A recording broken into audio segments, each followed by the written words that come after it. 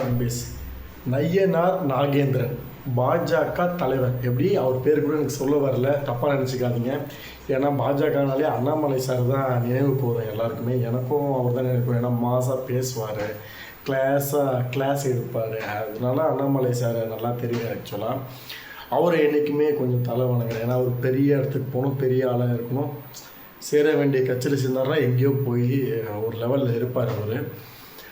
ஆக்சுவலாக விஜய் சார் சீண்டி இருக்கார். அவர் ஆக்சுவலாக நாகேந்திரன் சார் அவர் பேர் ஃபுல்லாக சொல்ல வர, தப்பாக நினச்சிக்காதீங்க. அவர் ஏதோ சைலண்ட்டாக இருப்பார், நாகரிகமாக பேசுவார்னு சொல்லுவாங்க. நாகரிகம் அற்று பேசியிருக்காரு. இதை உங்கள் வீட்டு பொம்பளையாளை பார்த்து கேட்க முடியுமா சார்? நீங்கள் த்ரிஷா மேடமும் விஜய் சாரும் வச்சு பேசுகிறீங்களே, உங்கள் வீட்டால் பேச முடியுமா சார்? எதை பேசுகிறனாலும் தெரிந்து அறிந்து பேச வேண்டும், நாகரிகமாக பேச வேண்டும். உங்கள் கட்சி ஆளுங்களில் இந்த மாதிரி யாராவது பேசியிருந்தால், விமர்சனம் போயிருந்தால் எப்படி இருக்கும்? கொஞ்சம் யோசித்து பேசுங்க. யாரையும் தப்பாக பேசாதீங்க.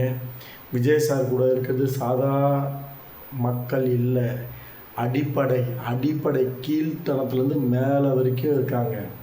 நல்லா புரிஞ்சுங்க. கீழேருந்து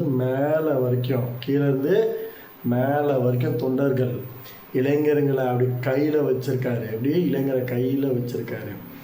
அவர் நினச்சா நீங்கள் பேசுனதுக்கெலாம் மகாபலிபுரம் பீச்சும் மெரினா பீச்செலாம் ஃபுல்லாகி கூட்டமாக இதுக்கு ஒரு போராட்டமே பண்ணியிருப்பாங்க.